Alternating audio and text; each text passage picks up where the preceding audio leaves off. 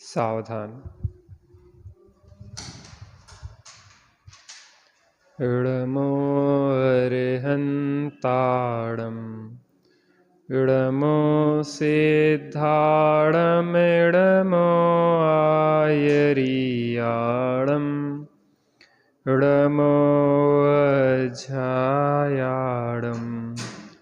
इडमो लोये सवसाहुडम्। नमः समय साराय शानुभूत्या चकासते चित्स्वभावाय भावाय सर्वभावान्तरच्छिदे वन्दितु शवसिद्धे ध्रुवमचलमणोभवं गदिं पत्ते ओच्छामि समय पाहुड मिडमो सुध केवली वडिदम्।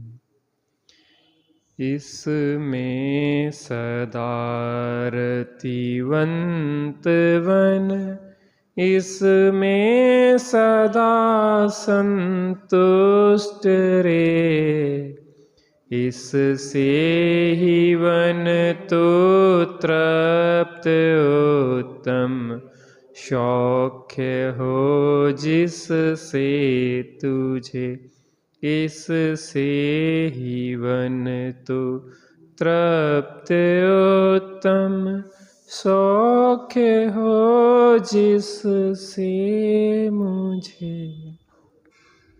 श्री समय सार जी निर्जराधिकार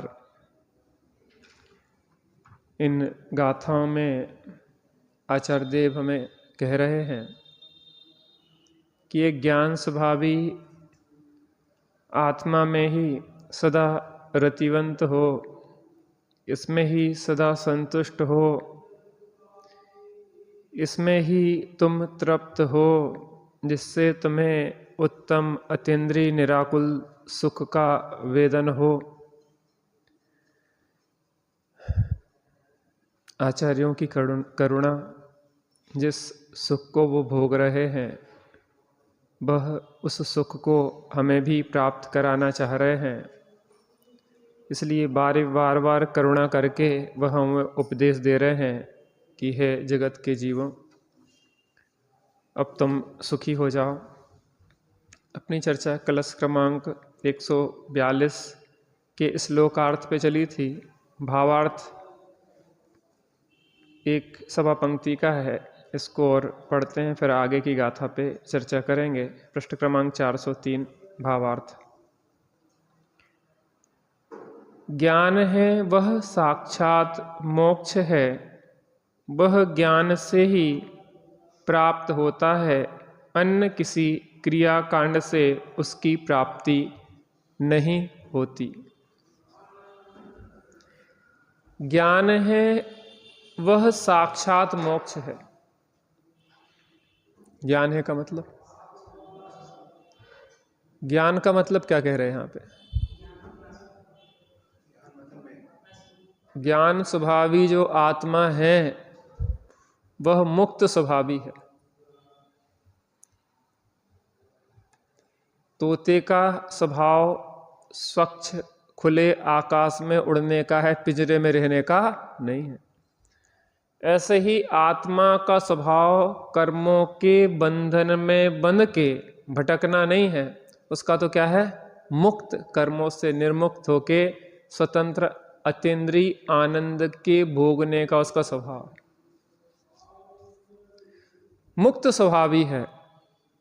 जब कर्म कालिमा कम होती चली जाती है तो आत्मा अपने स्वभाव से ऊर्ध्वगमन होती चली जाती, हल्की होती जाती है।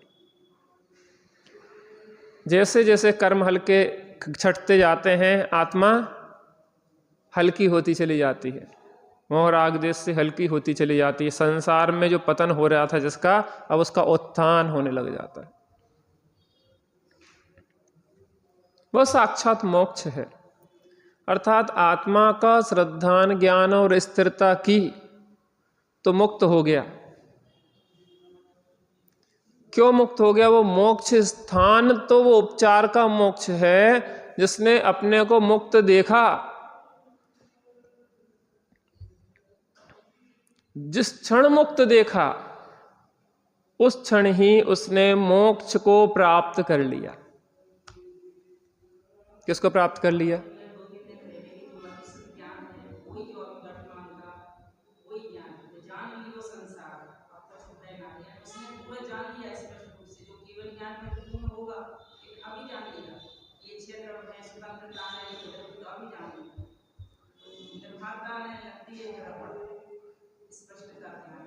जहाँ अपने स्वरूप का यथार्थ बोध होता है तो अन्य का भी यथार्थ बोध हो जाता है।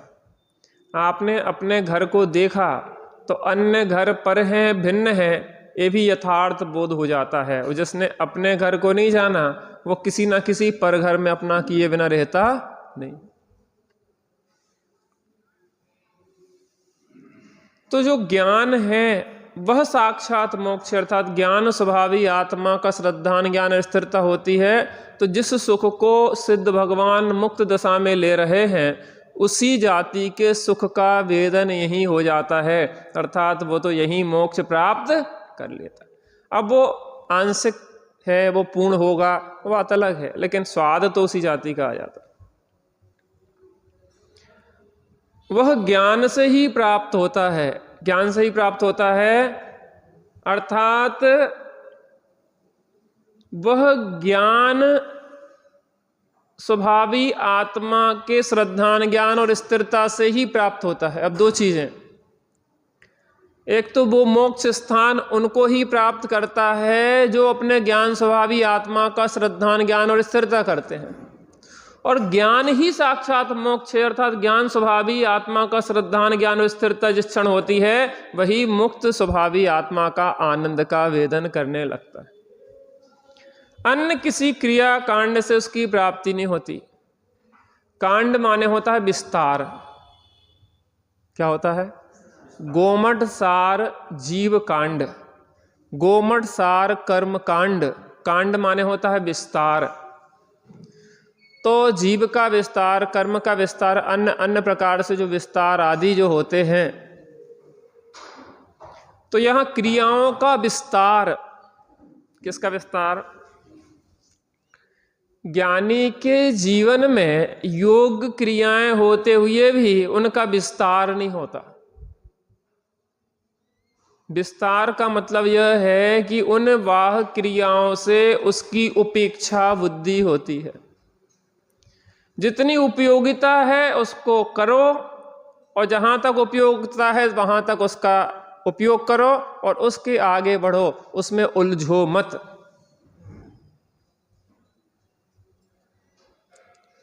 क्रियाओं के विस्तार में नहीं लगो, उस क्रिया का जो प्रयोजन है उस प्रयोजन का को समझने का प्रयास करो। देखो, जैनोचित आचरण का निषेध नहीं है। जिसके जीवन में सदाचार नहीं है उसके जीवन में तो धर्म की पात्रता ही नहीं है।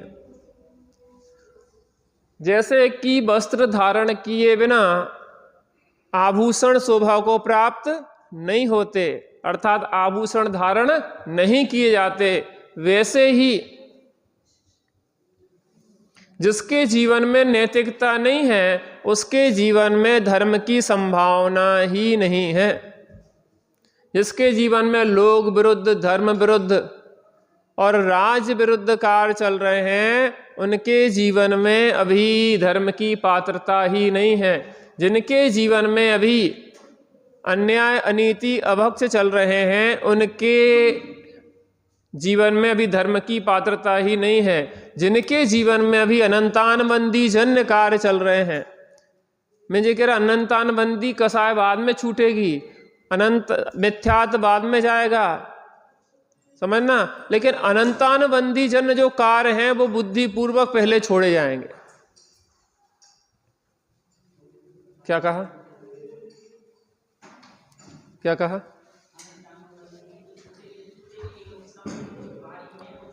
भावदीपिका में बहुत अच्छी चर्चा आई जो विचारणीय है। आप अगर मिथ्यात्व का क्षय करना चाहते हैं बहन जी, व्यवस्थाएं बनी बनाई हैं, बस स्वीकार करना है। सही बताएं, देखो हमारी दूसरे के प्रति बहुत आदर भाव है, बहुत विनय भाव है, लेकिन हमें उससे अधिक अपने प्रति विनय होना चाहिए, हमें अपने प्रति आदर होना चाहिए। उसका कारण यह है कि जहाँ आपको लगता है कि हमारी विषय में एकाग्रता बन रही है, हमारी अपने ध्यान में स्वरूप की एकाग्रता बन रही है, वहाँ सब औपचारिकताएं एक तरफ रख देना चाहिए। नहीं तो वह चीज़ें वहीं बाधक हो जाती है। जो जहाँ साधक है तेई तहाँ बाधक है, बाकी राग द्वेष की कथा की कौन बात है। एक क्षण के लिए आपका उपयोग यहाँ गया वहाँ गया, दूसरे की सेटिंग में गया, उतने क्षण में आपकी लिंक टूट गई। ठीक है, हमें सदा दूसरे के प्रति, एक दूसरे के प्रति आत्मीयता है, वात्सल्य है, लेकिन उससे अधिक हमारी कीमत हमारे प्रति है, उससे अधिक जिम्मेदारी हमारे प्रति है कि अगर हम अपने हित का मार्ग नहीं खोज पाए तो हम कितने भटकेंगे। तो जिस समय हम जिनवाणी का रसपान कर रहे हैं उस समय कोई नहीं है, कौन आया कौन गया, कौन बैठा कौन नहीं बैठा, वो पहले आके सेटिंग करो 10 मिनट। सब सेटिंग जो करना है, बड़े पंडित साहब का एक नियम हम लोगों को सिखाते थे कि आप 10 मिनट पहले आइए स्वाध्याय के, वो पूरी सेटिंग मिलाइए, और कौन आ सकता है, कौन वृद्ध है, किसको कुर्सी की जरूरत है, किसको स्टूल की जरूरत है, किसको क्या जरूरत है, आप पहले से पूरा आप करो सेटिंग, कहीं कोई कमी नहीं रहे। बाद में एक विकल्प भी जिनवाणी के बीच में नहीं होना चाहिए। कई बार उन्हें गुस्सा भी आ जाता था हम लोगों के ऊपर कि पहले से व्यवस्था क्यों नहीं मिलाई। अगर 4 साधर्मी कहीं बाहर से अचानक आ गए तो एक चटाई आपने अतिरिक्त बिछा के क्यों नहीं रखी, क्यों उतनी फिक्स रखी, जितने बैठते हैं उतनी क्यों रखी। 4 लोग आ जाएंगे तो कहाँ बैठेंगे, और फिर बीच में तुम सेटिंग मिलाओगे तो स्वाध्याय की लिंक टूटेगी। ये सदाचार की बातें हैं, लेकिन सदाचार की अपनी सीमा है। सदाचार यहां कह रहे हैं कि जो क्रियाकांड है, क्रियाओं की उपयोगिता कहां तक, जहां तक कि निष्क्रिय स्वभावी आत्मा की उपलब्धि के लिए क्रियाओं की उपयोगिता है। अगर क्रियाएं हावी हो जाती हैं तो वो क्रिया नहीं क्रिया कांड हो जाता है, क्रियाओं का विस्तार हो जाता है। ये बहुत विचारणीय है कि यहाँ पे कोई भी चीज अनबैलेंस नहीं है। जिनशासन माने बैलेंस, कल रात में चर्चा की थी, संतुलन। हमारे मुनिराज एक ही को संभालते हैं, वो संभालते हैं संतुलन अर्थात समता को। अनुकूलता है तो समता, प्रतिकूलताएं हो तो समता। अरि, मित्र, महल, मसान, कंचन, कांच, निंदा, तुतिकरण, अर्घावतारण, असी प्रहारन में का धरन, समता धरन। और हमें क्या धरन है, समता धरन। जो भी क्रियाएं हमें विषमता का कारण बन रही हैं तो उन क्रियाओं की उपयोगिता को समझो। इसका मतलब यह नहीं है कि ज्ञानी का जीवन अनैतिक होता है, लेकिन उसकी नैतिकता इसी में है कि उसकी नैतिकता उसके आत्म कल्याण के ऊपर हावी ना हो जाए। हम स्वाध्याय में सुनते हैं, हमारे उपयोग की एकाग्रता बनती, हम बैठ जाते हैं। कई बार लोग टोकते हैं, कई बार लोग क्या क्या कहते हैं, हमें बहुत पता है, लेकिन उसके बाद भी हमारी सीमा वहीं तक है। हमारी विशुद्धि बन रही है, हमारी एकाग्रता बन रही है, दुनिया में पूरी आग लग जाए उसके बाद भी हम लोगों के लिए अपनी विशुद्धि को छोड़ेंगे नहीं। हमारा नियम है, हम बहुत आपके साथ कोऑपरेट करेंगे, लेकिन जहां साधना की बात आएगी वहां हमारा कोई कोऑपरेट हम नहीं करेंगे। आपको बिल्कुल भी सामंजस्य उसके साथ, साधना के साथ नहीं करेंगे। बाकी आप तो हमारे प्राण हैं, लेकिन जब अंदर की बात आएगी तो उसकी कीमत हमें सबसे ज्यादा है। इस चीज को यहां पे आचार्य देव कह रहे हैं कि ज्ञान है वह साक्षात मोक्ष है, वह ज्ञान से ही प्राप्त होता है। कैसे प्राप्त होता है? ज्ञान से ही प्राप्त होता है। ज्ञान स्वभावी आत्मा का श्रद्धान ज्ञान और स्थिरता से प्राप्त होता है, अन्य क्रियाकांड से उसकी प्राप्ति नहीं होती।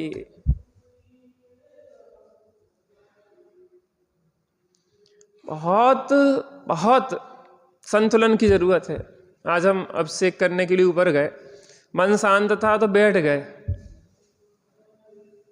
अब अभिषेक चल रहा है, हम बैठे रहे, हमने नहीं किया अभिषेक। शुद्ध वस्त्र पहन के गए थे, उनने हो गई, सब हो गई क्रिया, ठीक है। हमारी शांति बन रही, हमारी एकाग्रता बन रही, हम बैठ जाते, हम कुछ नहीं सोचते फिर। और देखो एक चीज मैं आपको बता दूं, 2-4 बार में व्यक्ति अपना दिमाग सेट आपके बारे में कर लेता है। आपका दिमाग हमारे बारे में सेट हो गया कि ये ऐसे ही है। अब आप पागल समझो, अच्छा समझो, आप क्या समझो, मुझे उससे मतलब नहीं है। क्या नींद आ गई थी? कि हाँ यार नींद नहीं आ गई। अब तुम्हें क्या समझाए हम कि नींद आ गई थी कि नहीं आ गई थी? उसे उलझे क्या को, उसे ज्यादा तुम करोगे तो और दिमाग खाएगा वो। हाँ यार नींद आ गई थी, इतने में बात खत्म। वो तुम्हारी व्यवस्था है, तुम समझो। लेकिन हम अपनी आराधना को किसी के लिए नहीं छोड़ सकते। यहां कह रहे हैं आचार्य देव की क्रिया कांड से वह मोक्ष पद प्राप्त नहीं होता। वह मोक्ष पद तो ज्ञान के श्रद्धा, अपने ज्ञान स्वभावी आत्मा के श्रद्धान ज्ञान और स्थिरता से ही प्राप्त होता है। सावधानी रखना, क्रियाओं को छोड़ने की बात नहीं है, क्रियाओं की पकड़ को छोड़ने की बात है। क्या कहा? क्या कहा? क्रियाओं की पकड़ को छोड़ने की बात है। सीढ़ी पे चढ़े बिना छत पे नहीं पहुंचते, लेकिन सीढ़ी की पकड़ वाले भी छत पे नहीं पहुंचते, ये बात है। चलिए गाथा क्रमांक 205। हाँ, अनंतानंदी के जो कार्य हैं, हाँ 2 चीजें ले रहा था मैं भावदीपिका से। 2 चीजें मुख्य हैं संसार की। यहाँ जो आचार्य देव की जो शैली है समय सार जी में, इसको समझना पड़ेगा। जिसके मिथ्यात्व अनंतानंदी चलेगा, समझ लो कि वो तो बिल्कुल निर्मोही हो गया, अब उसके किसी प्रकार का बंध नहीं होता। यहाँ वो शैली है आचार्य देव की। अब लेकिन समझने वाली ये बात है कि तत्वाभ्यास की तो चर्चा करते हैं अपन, लेकिन अनंतानंदी कैसे दूर होती है, कैसे गलती है? मिथ्यात्व गलता है तत्व के अभ्यास से। कैसे गलता है? तत्व के अभ्यास से मिथ्यात्व गलता है। और अनंतानंदी गलती है भावों की विशुद्धि से। जो विशुद्धि लब्धि होती ना, विशुद्धता से, परिणामों की जो विशुद्धता है, उससे अनंतानंदी गलती है। और विशुद्धता माने जो अन्याय, अनीति, अभक्ष के भाव हैं, वह अशुद्धि वाले भाव हैं। जो लोक विरुद्ध, धर्म विरुद्ध, राज विरुद्ध कार्य हैं, वो कैसे भाव हैं? अशुद्धि वाले कार्य हैं। अगर हमें अनंतानंदी को गलाना है तो हमारे जीवन में बुद्धि पूर्वक अनंतानंदी के अभाव में जो कार्य नहीं होते हैं, वो बुद्धि पूर्वक अनंतानंदी कसाय होने पर भी हमें अपने जीवन में लाना चाहिए, तब अनंतानंदी गलेगी।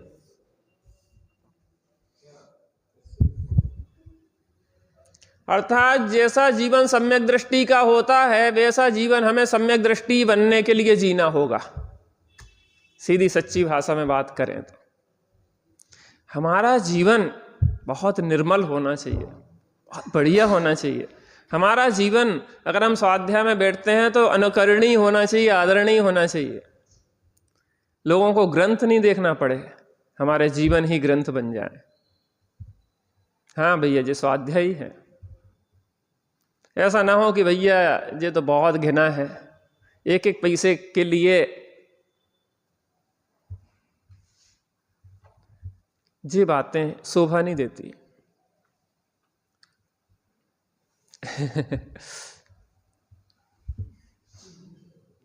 अभी कल की बात है, कोई आश्रम में बाहर से ताला लगा गया। ताला लगा गया तो परेशान हुई। सुबह से भाई साहब आए तो समस्या 7:30 पौने 8 बजे तक परेशान होते रहे। 7:30 पौने 8 पे वो खोल के ले गया वो। तो हमने क्या रहा गड़बड़ क्या है, तो हमने सामने वो दुकानदार उसके CCTV कैमरे पे जाके देखा कि यार थोड़ा 7:30 से पौने 8 के बीच में एक बार दिखा ना। वो उसमें दिखाया है तो वो आ गया किस व्यक्ति ने किया। कौन है हमने, कोई नहीं है, हो गई बात खत्म। अरे वो कुछ दे तो गया था, ले थोड़ी ना गया। वो हमारा ताला निकाल के ले जाता तब समस्या थी। लगा गया, अब ताला हम अंदर से लगाते हैं और उसने सोचा कि यार ताला खुला रह गया लगता इनका, तो उसने बाहर से लगा दिया। अब चूंकि शोरगुल इतना हो गया था कि अब वो बताता भी अपनी बात तो शायद आदमी विश्वास ना करते कि हम तुम्हारे अच्छे ही के लिए कर रहे थे। बात को मचाने से क्या फायदा? देखो, बात को समेटना सीखो। हम वो तो गलत अभिप्राय से परेशान करने के अभिप्राय से लगा गया था, लेकिन हम परेशान हो तब तो देखो, जीवन में देखने के दृष्टिकोण बदलो थोड़ा सा। आपकी निर्मलता आपकी अनंतानमंदी को गलाती है, आपकी परिणामों की भद्रता आपकी अनंतानमंदी को गलाती है। मैं बिजनेस करता था जब, तो मेरे यहाँ जो लड़का काम करता था, तो मैं कहीं निकला और उसने क्या किया कि झाड़ू वहाँ निकालने के बहाने उसने गुल्लक में डाले हाथ और उसने रुपया निकाले, और मैं अचानक आया तो उसके हाथ से वो रुपया गिर गए। हमने कुछ नहीं कहा, हमने पैसे डाले और गुल्लक बंद किया। हम और हमारे भैया दोनों बैठते थे, तो हमने भैया से कहा कि भैया, इसको आप पैसा कम देते लगता है, इसको चोरी करना पड़े, इसके लिए हमें, हमारे ऊपर धिक्कार है, बेचारे का खर्चा नहीं चलता तो उसको चोरी करना पड़ रहा है, उसके आज से इस महीने से पैसा बढ़ा दो बेचारे के। आपको अगर बदलना है किसी को, तो उसको नाराज होके नहीं, आप उसको प्रेम से ही बदल सकते हैं। मजबूरी क्या है, परिस्थिति क्या है, उन भावों को समझो। एक मैं कहानी पढ़ रहा था, अमर विश्वास नाम की, यहाँ 4 से 10 पुस्तकें रखी देखी, कल मैं एक ले गया था, आप लोग पढ़ना उसको ध्यान से, बहुत अच्छी पुस्तक है अमर विश्वास। एक उसकी मैं कल ले गया तो मैंने उसकी एक कहानी पढ़ी, आप लोग पढ़ा करो, अच्छी पुस्तकें सबसे अच्छे मित्र हैं। देखो, समय सार जी पढ़ने के लिए पात्रता चाहिए, बहुत कोमल हृदय में जो प्रवेश, बहुत सरल है आत्मा की अनुभूति, जितना सरलतम काम इस दुनिया में कोई नहीं है। बस थोड़ी हमारे अंदर कोमलता आ जाए तो एक क्षण में अनुभूति हो जाए। उस पुस्तक को जो लिखा है अनिल भैया ने लिखा, और अनिल भैया के बारे में बताऊं आपको कि बड़े पंडित साहब के सबसे खास, बड़े पंडित साहब के अंत तक उनने, वो आ जाते थे रामायण में, यद्यपि वो शादीशुदा हैं, पहले वो वहाँ पे रहे भी हैं, वो आ जाते थे तो हम लोग निर्भर हो जाते थे कि वो सब सेटिंग देख लेंगे पंडित साहब की, इतना समर्पण था वो। तो उनने प्रारंभ में उसकी जो प्रस्तावना में कुछ शब्द लिखे, तो उनने एक बहुत अच्छी लाइन लिखी कि जो भी अच्छा है वो गुरुजन का है, और मेरे अंदर तो दोष ही दोष है। ये बहुत अच्छी बात लगी, और होना भी चाहिए। जैसे आप हो, आपकी सास है, तो आपको तो ये कहना चाहिए कि हम तो कछु नहीं जानत, आप सब जानते, हम तो सीख रहे। अगर इस भाषा में अगर आप बोल दें तो सामने वाला कितनी कठोर है वो सहज कोमल हो जाएगा। आपकी क्वालिटी है वो कि कैसे करें। तो एक अमर विश्वास कहानी उन्होंने लिखी, 5-7 कहानी उन्होंने लिखी, बाकी उन्होंने संग्रह किया। तो एक अच्छी वो कि एक पिताजी अपनी छोटी सी बच्ची को टहलाने पार्क में ले गए, तो एक बच्चा कुछ पुस्तकें लिए वहाँ पे बेचने के लिए खड़ा था। तो लोग आ रहे थे, जा रहे थे, और लोग उसको ऐसे ही करके छोड़ के चले गए। तो उन्होंने कहा देखें आखिर ये क्या कर रहा है। तो इतनी पुस्तकें लिए थे स्कूल की, पुरानी जो अपनी थी, तो कहने लगे मुझे ये बेचना है। तो कहने लगे बेचना है, कितने की बेचो? कहने लगे 5,000 रुपये की। कहने लगे 5 रुपये की किताबें 5,000 की कैसे बिक जाएंगी? कहने दरअसल क्या है, मैं UPSC की तैयारी कर रहा हूँ, और मेरे पिताजी के पास इतनी व्यवस्था नहीं है कि वो मेरी व्यवस्था कर सके।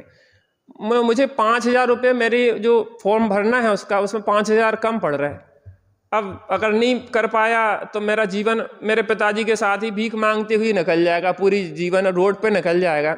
और अगर कोई मेरी मदद कर देगा, मदद माने मैं फ्री में भीख नहीं मांग रहा, मैं पुस्तकों के बदले चाह रहा, और अगर कर देगा तो मैं, तो उसने कहा, सोचा मैंने, बुजुर्ग ने, यार ऐसे तो लोग आते रहते हैं, बदमाशी की बातें करते रहते, बदमाशी, सब दुनिया चोर है। मुझे समझ में नहीं आता, मुझे एक भी चोर नहीं मिला अभी तक, कोई बदमाश नहीं मिला, कोई मक्कार नहीं मिला, कोई ने मुझे आज तक कभी ठगा नहीं। वो ठग रहा है तो किसको ठग रहा है? किसको ठग रहा है? तो मुझे किसने ठगा? मैं तो तब ठगा जाऊंगा जब मैं अपने भावों को विकृत करूंगा। मुझे आज तक किसी ने नहीं ठगा, और बड़ा मजा आता है जीवन जीने में इस तरीके से। शायद सामने वाला ये सोचता होगा कि ये तो मूर्ख है, जबकि हमारी बुद्धि में सब आ रहा है कि क्या क्या चल रहा है, लेकिन सामने वाले के लिए अपन एक, ठीक है छोड़ो, अपना कर्तव्य निभाया, आप तुम जाना, तुम्हारा काम, तुम्हारी जिम्मेदारी है। तो उसने सोचा, लेकिन फिर बच्ची की फीस के लिए 5,000 रुपये भी ATM से निकाल के लाया था। तो उसको लगा कि चलो, उसका नाम था अमर विश्व, तो अमर नाम था। तो उनने कहा, उस लड़के ने कहा कि आप एक बार मुझ पे हमारे पे विश्वास करके देखो। क्या करके देखो? हमारे पे विश्वास करके देखो, मैं आपकी ये जो 5,000 की है इसकी मैं आपको चुका के रहूंगा। तो ने उसको कार्ड दिया कि कोई बात नहीं, जब तुम्हारे पास व्यवस्था हो जाए तो मेरे वापस कर देना। बात आई गई हो गई। वो 15 साल निकल गए उस बात को। ये बहुत सज्जन थे, अध्यापक थे, कोई नौकरी करते थे जो भी। तो इनकी लड़की का विवाह आया तो इनके पास पैसे की कमी पड़ गई, क्योंकि ये दान देते रहते थे लोगों की मदद, तो इनके पास ज़्यादा रकम इनने इकट्ठी नहीं कर पाई। अब बिटिया का विवाह आया तो पत्नी से बोले कि अब आजकल महंगाई के ज़माने में खर्चा 8-10 लाख रुपया तो चाहिए पड़ेगा, मेरे पास पैसा इतने है नहीं, अब कैसे क्या होगी कि ऐसी चिंता में। तो पत्नी टोंचना देने लगी, और बन जाओ दानवीर, जो देखो सो बांटते ही रहते तुम, तो तुम्हें क्या है, कोनो काम नहीं आप भैया। वो कहते हैं समय पड़ने पे कटी उंगैया पे भी लेकिन उन्होंने कहा नहीं भैया, अच्छाई का फल कभी बुरा नहीं होता। उस लड़के को भी उसका एड्रेस चूंकि था तो वो ऑस्ट्रेलिया में नौकरी करने लगा था, उसको भी इनने कार्ड भेज दिया बिटिया के विवाह का। एक दिन मनी ऑर्डर आया वहां से, लिफाफा खोला तो उसमें 10 लाख रुपए का चेक था कि मैं अपनी बहन के विवाह में आऊंगा और ये आप बहन के लिए मेरी तरफ से ये भेंट है। आप सोचो कि हम जो कर रहे हैं वो दूसरे के लिए नहीं कर रहे हैं, आपने जो किया वो आपके विशुद्धि, आपके परिणामों की कितनी निर्मलता हुई, उससे पता क्या होता है? अनंतानमंदी गलती है। आपके कोमल परिणामों से आपने अन्याय अनीति अभक्ष का त्याग नहीं किया, आपने अपने भावों को निर्मल कर लिया। क्या कर लिया? आपने अपने भावों को निर्मल कर लिया, पवित्र कर लिया। आपके भावों की इतनी कोमलता, इतनी निर्मलता आपकी कसायों को छीड़ करती हैं, आपको पात्र बनाती है। और पात्र में कोई अच्छी वस्तु पड़ती है, अगर योग्य पात्र हो तो वो बहुत जल्दी काम करती है। जितनी अच्छी भूमि हो, सबसे अच्छी जमीन वो मानी जाती है कि भरा हुआ मिट्टी का घड़ा भर दिया जाए, उसको पटक दिया जाए तो फूटे नहीं, ऐसी भूमि सबसे योग्य मानी जाती है। कुछ इस एंगल से भी देखना शुरू करें हम, कुछ ठगाए जाने पर भी प्रसन्नता हो जाए। कुछ नहीं रखा भैया, कुछ नहीं रखा। अभी यहां आंख बंद हुई तो कहां गधा सुगर कुत्ता बन जाएंगे कुछ पता नहीं पड़ेगा। किसके लिए हम इतना सब कुछ कर रहे हैं? तो तत्व ज्ञान जो यहां बैठ के हम करते हैं, उस तत्व ज्ञान से मिथ्यात्व गलता है। और जो हम निर्मलता भावों की विशुद्धि से अन्याय अनीति अभक्ष का त्याग करते हैं, लोक विरुद्ध, राज विरुद्ध, धर्म विरुद्ध कार्यों का त्याग करते हैं, तो उससे क्या होता है? अनंतानमंदी गलती है। और मिथ्यात्व अनंतानमंदी गलती है तो सम्यक की प्राप्ति होती है। इसलिए यहां आचार्य देव कह रहे हैं कि वो ज्ञान गुण से जो रहित हैं, जिसके जीवन में योग अयोग का ज्ञान नहीं है, ये व्यवहारिक दृष्टिकोण है, और जिसको अपने ज्ञान स्वभावी आत्मा का ज्ञान नहीं है, ये पारमार्थिक दृष्टिकोण है। चलिए गाथा क्रमांक 205। ऋणाण गुणेण विहीणा एदं तु पदं बहुवीणा लहन्ते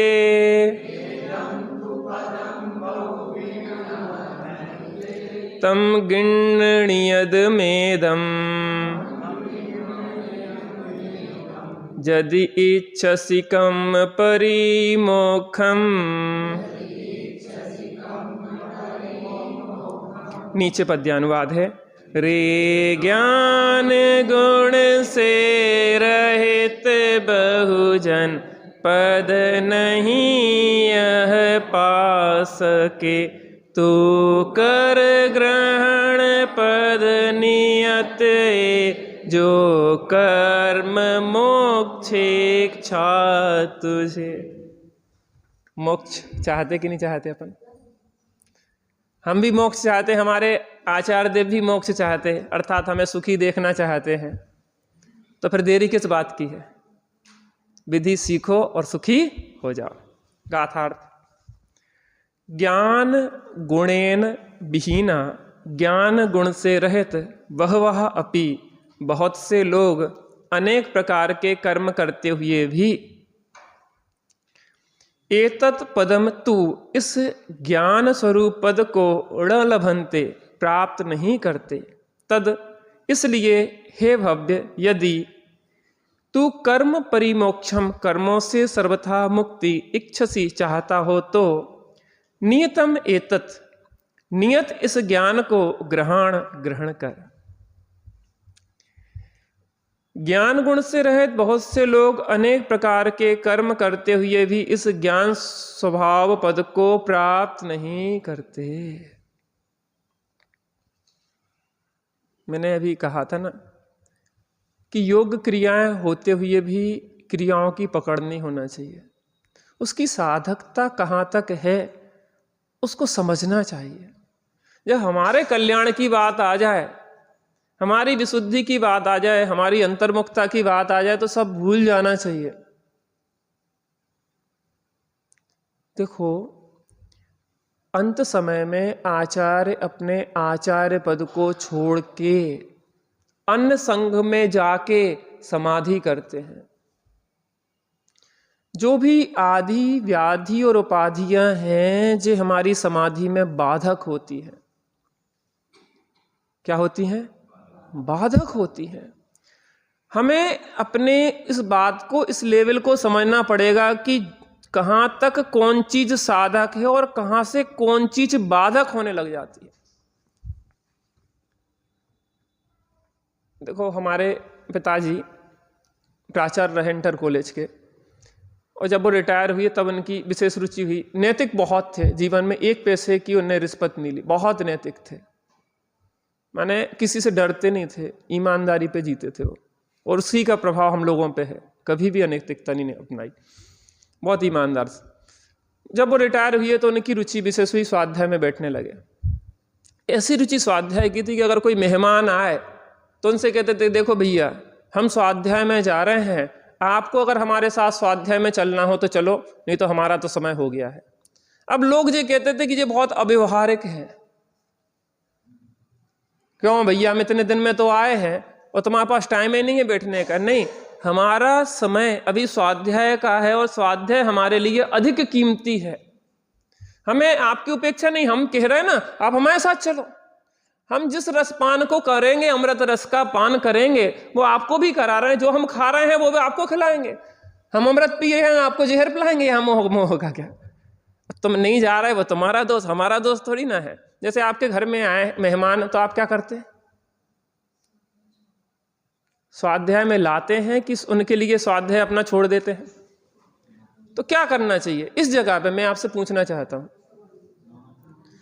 वो आ जाए, नहीं तो आप बैठिए, और लोग हैं वो नाश्ते, जो भी आपकी व्यवस्था है आप करिए, मैं अभी आता हूं आधा घंटा में, पौने घंटे में। बहुत प्रेम से बोल दो, अव्यवहारिकता नहीं, लेकिन हमारे लिए कीमती जो चीज है, इस चीज को हमें समझना होगा।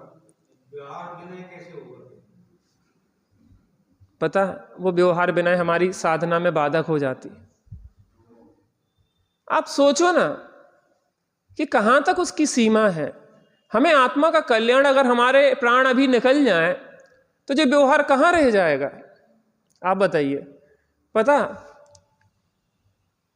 वो शादी में वो वचन होते ना, तो एक वचन होता है कि भैया, पहले तो 6वीं भावार्थ तक अभी लड़की किसकी होती? किसकी होती? बाप की होती, जिसको लौकिक भाषा में कहे।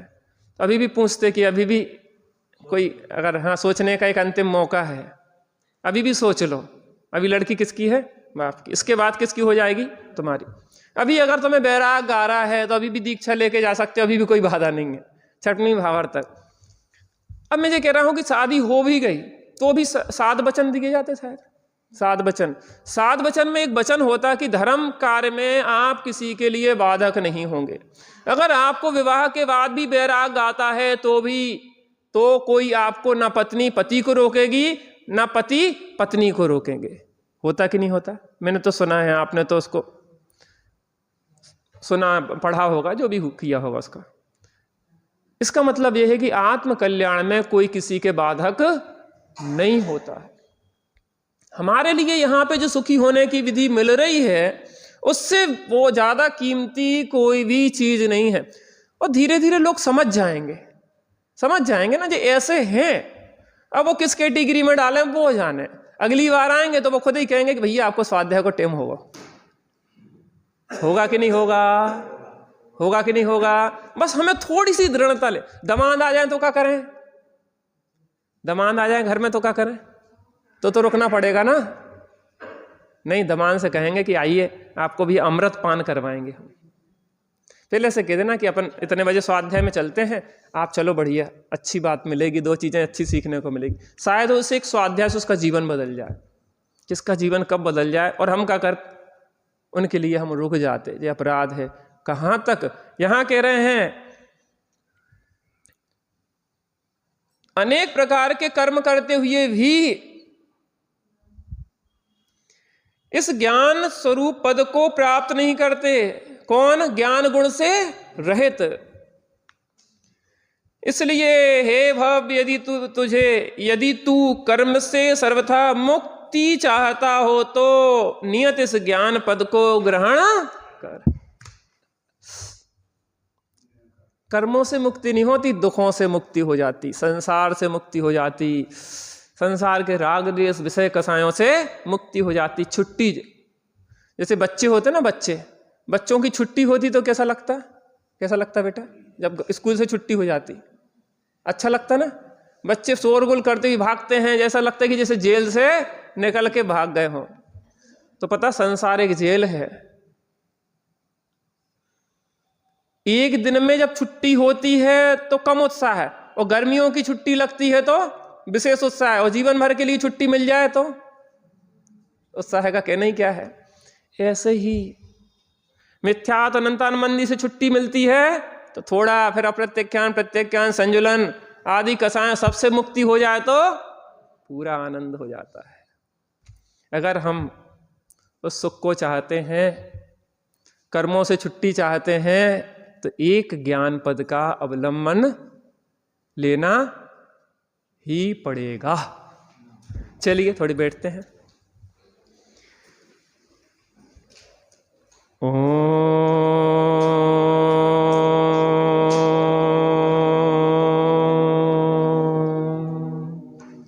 शांति शांति शांति।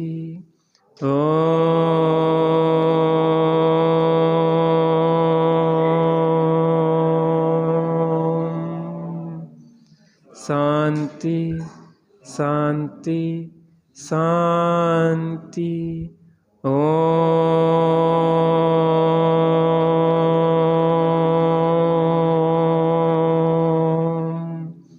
शांति शांति शांति। अनादिकाल से भटकते हुए अब भव का किनारा मिल गया है, गुरुओं की वाणी मिल गई है। अब तो शीघ्र ही अपना कल्याण कर लेना चाहिए। जिस ज्ञान स्वभावी आत्मा को भूल के हम संसार में भटक रहे हैं, अब यह विश्वास करो कि मैं ज्ञान स्वभावी आत्मा हूँ। ऐसा ज्ञान करो कि मैं ज्ञान स्वभावी आत्मा हूँ, और ऐसे ज्ञान स्वभावी आत्मा में ही स्थिरता प्राप्त करो, जिससे उस ज्ञान पद अर्थात मोक्ष पद की प्राप्ति होती है। थोड़ी देर के लिए बिल्कुल शांत बैठ के उपयोग को अंतर्मुख करके अपने को ज्ञान मात्र देखने का अभ्यास करते हैं।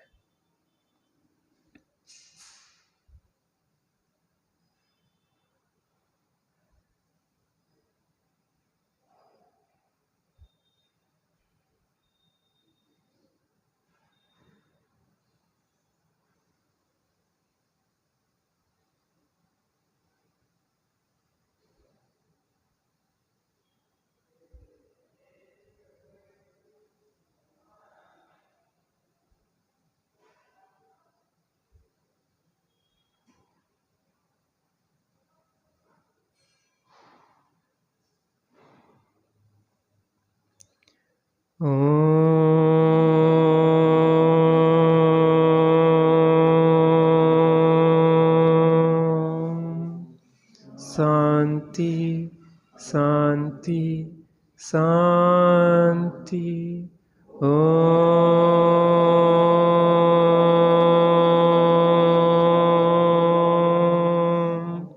शांति शांति शांति। ओम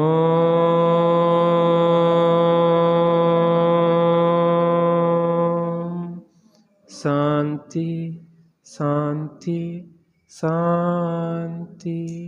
सहजानंदी शुद्ध स्वरूपी अविनाशी हूँ आत्मस्वरूप। सहजानंदी शुद्ध स्वरूपी अविनाशी। सहजानंदी शुद्ध स्वरूपी। एक आपसे चर्चा करना थी भाई साहब की। आज चर्चा हुई थी पृथ्वी से, या कल जो भी हुई हो, तो अभी वो कहीं और जा रहे हैं 20-25 दिन के लिए शायद, उसके बाद वो आएँ। तो अब 2 ऑप्शन है, या तो इसी अधिकार को अपन चलाएं या प्रवचन सार जी शुरू करें। तो आप लोगों की क्या राय है?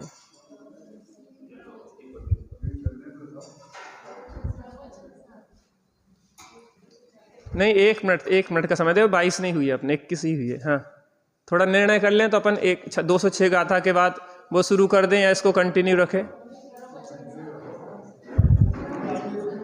अध्यक्षा जी बोलेंगी। हाँ, अब सब लोग कुछ बता ही नहीं रहे, हम क्या करें?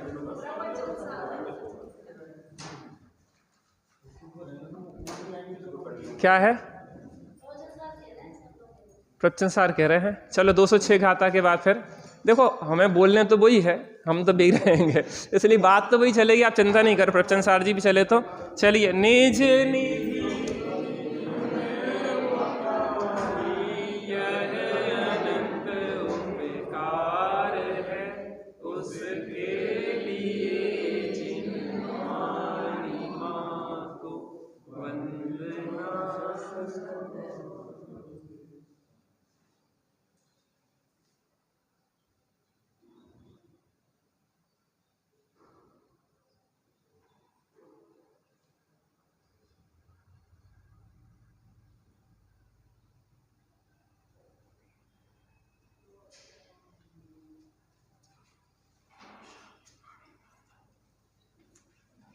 द्वादशां जिन्वाणी माता की जय, महाजैन धर्म की जय।